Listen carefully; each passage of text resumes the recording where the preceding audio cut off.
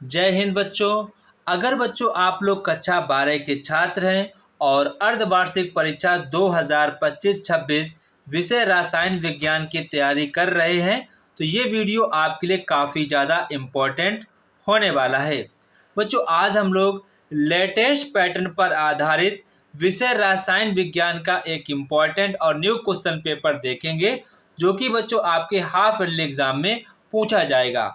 बच्चों ये question paper आपका एनसीईआरटी पैटर्न पर आधारित क्वेश्चन पेपर है जो कि आपके एग्जाम के पॉइंट ऑफ व्यू से काफ़ी ज़्यादा इम्पोर्टेंट है। बच्चों यहाँ पर आपको सभी के सभी इम्पोर्टेंट क्वेश्चन के साथ साथ आपको साथ में इम्पोर्टेंट रिएक्शन भी आपको देखने को मिलेंगी जो कि आपके बोर्ड एग्जाम में पूछी गई हैं और साथ साथ में वो रिएक्शन आपके हाफ ईयरली एग्जाम के लिए काफ़ी ज़्यादा इम्पोर्टेंट हैं। तो एक तैयारी से आपकी दो तैयारी हो जाएंगी। तो अगर बच्चों आप लोगों ने इस क्वेश्चन पेपर की अच्छे प्रकार से प्रैक्टिस कर ली तो बच्चों मैं दावे के साथ कह सकता हूं कि आप सभी लोगों के अर्धवार्षिक परीक्षा में 60+ मार्क्स 100% आएंगे क्योंकि यहाँ पर मैंने सभी के सभी इम्पोर्टेंट क्वेश्चन रखे हैं जो कि आपके एग्जाम के लिए काफ़ी ज़्यादा इम्पोर्टेंट हैं। तो बच्चों यहाँ पर आपका जो पहला क्वेश्चन है, एथेनॉल को एथीन में बदलने के लिए कौन सा अभिकर्मक प्रयोग किया जाता है? तो वो आपका हो जाएगा H2SO4। इसके बाद यहाँ पर आपका क्वेश्चन नंबर 2 है, D+ ग्लूकोज का अल्फा और बीटा रूप किस प्रकार की संरचना भिन्नता को दर्शाते हैं? तो इसका हमारा राइट आंसर हो जाएगा एनोमर्स। क्या हो जाएगा? एनोमर्स। इसके बाद यहाँ पर आपका क्वेश्चन नंबर 3 है, अम्लीय माध्यम में KMnO4 एक शक्तिशाली है। इसका हमारे बच्चों राइट आंसर होगा ऑक्सीकारक। क्या होगा? ऑक्सीकारक यहाँ पर हमारा इसका राइट आंसर हो जाएगा। इसके बाद यहाँ पर आपका क्वेश्चन नंबर 4 है, यहाँ पर कहें जो आपका शब्द काफ़ी ज़्यादा इम्पोर्टेंट है, क्रोमेटोग्राफी का प्रयोग किसके लिए किया जाता है? तो इसका हमारा राइट आंसर हो जाएगा मिश्रण के घटकों को अलग करने के लिए। ठीक है, तो यहाँ पर आपका ऑप्शन नंबर डी वाला करेक्ट आंसर हो जाएगा। ये बच्चों क्वेश्चन काफ़ी ज़्यादा इम्पोर्टेंट भी है। इसके बाद यहाँ पर आपका क्वेश्चन नंबर 5 है, कौन सा तत्व रंगीन आयन बनाता है? तो कौन सा आपका ऐसा एलिमेंट है जो रंगीन आयन बनाता है? तो आपका हो जाएगा कॉपर। क्या हो जाएगा? कॉपर यहाँ पर आपका राइट आंसर हो जाएगा। इसके बाद यहाँ पर आपका क्वेश्चन नंबर 6 है, कोलिगेटिव गुण किस पर निर्भर करते हैं?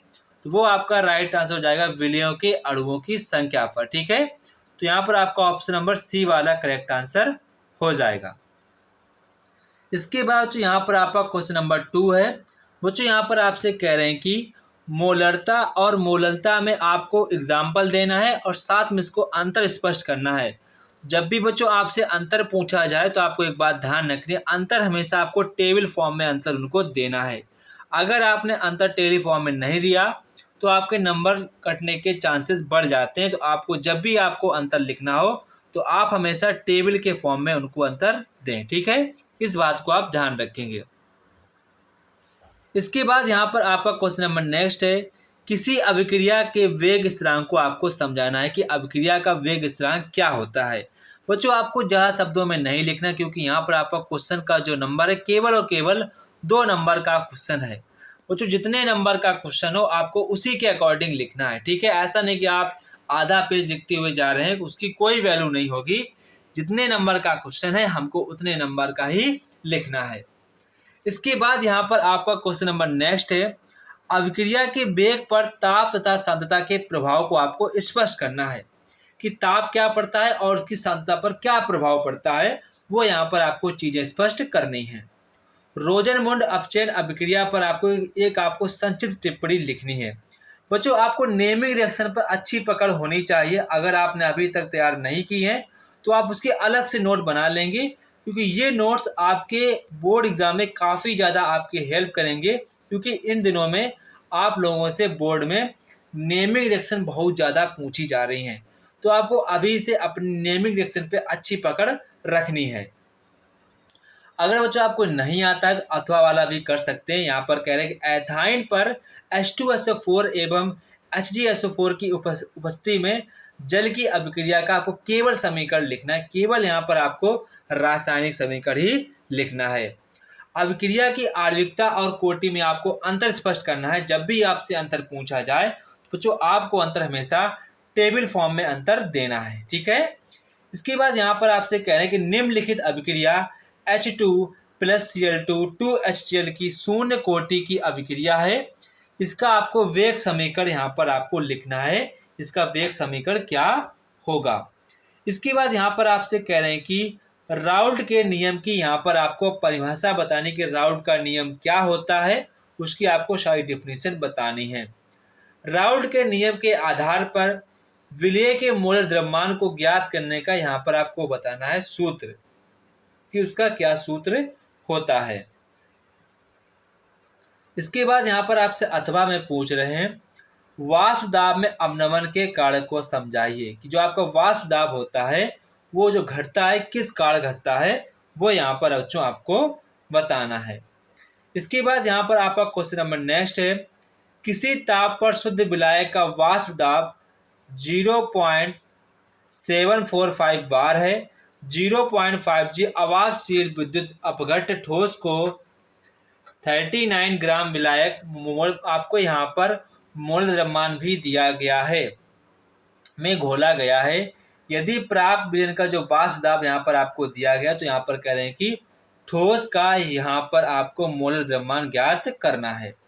इसके बाद यहाँ पर आपका क्वेश्चन नंबर 5 कह रहा है 46 ग्राम एथेनॉल को 54 ग्राम में जल में घोला गया है, तो एथेनॉल तथा जल के मोल अंश की यहाँ पर आपको गणना करनी है। इसके बाद यहाँ पर आपका क्वेश्चन नंबर नेक्स्ट है, यहाँ पर आपसे कह रहे हैं कि 1.325 ग्राम निर्जल सोडियम कार्बोनेट को जल में घोलकर 250 मिलीलीटर विलयन तैयार किया गया है। यदि निर्जल NO2CO3 का तुल्य भार 53 है तो विलयन की नॉर्मलता क्या है। बच्चों काफ़ी ज़्यादा इंपॉर्टेंट क्वेश्चन है आपके एग्जाम के पॉइंट ऑफ व्यू से, ठीक है। अगर बच्चों आप इन सभी क्वेश्चंस के जो आंसर्स हैं देखना चाहते हैं तो आपको हमारे टेलीग्राम पर ज्वाइन हो जाएंगे, वहाँ पर आपको इन सभी क्वेश्चंस के आंसर मिल जाएंगे। इसके बाद यहाँ पर आपका नेक्स्ट क्वेश्चन है मोलर चालकता क्या है, इसको आपको बताना है। यह आपका क्वेश्चन काफ़ी ज़्यादा इंपॉर्टेंट आपके एग्जाम के पॉइंट ऑफ व्यू से। इसके बाद आपका नेक्स्ट क्वेश्चन है 0.20 मोल प्रति लीटर केसीएल विलयन से भरे एक सेल का प्रतिरोध यहाँ पर आपको दिया गया है। यहाँ पर आपको सेल का स्थिरांक भी दिया गया है, तो आपको मोलर चालकता ज्ञात करने की मोलर चालकता क्या होती है। इसके बाद यहाँ पर आपसे कह रहे हैं वैद्युत रासायनिक सेल एवं वैद्युत अपघटनीय सेल में आपको अंतर स्पष्ट करना है। काफ़ी ज़्यादा ये भी इंपॉर्टेंट क्वेश्चन आपके एग्जाम एंड बोर्ड एग्जाम के लिए भी। अथवा में आपसे कह रहे हैं कि आपको विलियमसन संरचना अभिक्रिया क्या होती है, एंडो संघनन क्या होता है, कोलराउस नियम क्या होता है, आपको सारी चीज़ों पर संक्षिप्त टिप्पणी करनी है। इसके बाद यहाँ पर आपका क्वेश्चन नंबर नेक्स्ट है हैलो एल्केन में SN1 तथा SN2 अभिक्रियाओं की क्रिया विधि आपको समझानी है। इसके बाद यहाँ पर आपसे कह रहे प्राथमिक द्वितीयक तृतीयक एल्कोहल को किस प्रकार भेद किया जाता है, आपको समझाना है। बच्चों ये क्वेश्चन आपके एग्जाम के पॉइंट ऑफ व्यू से काफ़ी ज़्यादा इंपॉर्टेंट है। इसके बाद यहाँ पर आपसे अथवा में कह रहे हैं कि केवल यहाँ पर आपको रासायनिक समीकरण लिखना है। पहला यहाँ पर आपसे कह रहे हैं एथिल ब्रोमाइड की अभिक्रिया को आपको सोडियम एथॉक्साइड से बतानी है। केवल तो यहाँ पर आपको रासायनिक समीकरण ही लिखना है। इसके बाद यहाँ पर आपसे कह रहे हैं कि इसकी अभिक्रिया आपको नाइट्रिक अम्ल से करानी है। एथिल क्लोराइड को जलीय विलयन को KOH के साथ आपको गर्म करना है। केवल यहाँ पर आपको रिएक्शन ही लिखनी है। फॉर्मेल्डिहाइड की अभिक्रिया इग्नार्ड अभिक्रमक से कराई जाती है। बच्चों सारी की सारी रिएक्शन आपके एग्जाम के लिए काफ़ी ज़्यादा इंपॉर्टेंट है। ये रिएक्शन आपको 100% तैयार कर लेनी चाहिए। बच्चों ये था हमारे क्लास 12 का केमिस्ट्री का इम्पॉर्टेंट क्वेश्चन पेपर। इसको बच्चों आप लोग अच्छे प्रकार से अगर तैयार कर लेंगे तो आपके एग्जाम में 60+ मार्क्स 100% आएंगे, ठीक है। तो बच्चों आपको अगला पेपर किस सब्जेक्ट पर चाहिए आप लोग मुझे कमेंट बॉक्स में कमेंट करके बताएंगे। तो जय हिंद बच्चों, फिर मिलते हैं अपने नेक्स्ट वीडियो पर।